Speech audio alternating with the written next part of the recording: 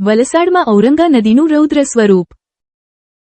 વલસાડ જિલ્લાના ઉપરવાસમાં સતત અને ખૂબ જ ભારે વરસાદ પડી રહ્યો છે, જેના કારણે નદીઓમાં પાણીનું સ્તર ઝડપથી વધી રહ્યું છે। ઔરંગા નદીમાં પાણીની આવક નોંધપાત્ર રીતે વધી ગઈ છે અને પાણી હવે પુલના સ્તર સુધી પહોંચી રહ્યું છે, જે ચિંતાજનક સ્થિતિ છે। સલામતીના કારણોસર વલસાડના કૈલાસ રોડ પર આવેલો પુલ સંપૂર્ણપણે બંધ કરવામાં આવ્યો છે, જેથી કોઈ મોટી દુર્ઘટના ન ઘટે। પોલીસ અને સ્થાનિક વહીવટી તંત્ર દ્વારા પુલ પાસે બેરિકેડિંગ કરવામાં આવ્યું છે અને લોકોને આ જોખમી માર્ગનો ઉપયોગ ન કરવા કડક સૂચના આપવામાં આવી છે। તંત્ર દ્વારા નાગરિકોને વૈકલ્પિક માર્ગોનો ઉપયોગ કરવા અને નદી કે પાણી ભરાયેલા વિસ્તારોની નજીક જઈને પોતાનો જીવ જોખમમાં ન નાખવા અનુરોધ કરવામાં આવ્યો છે।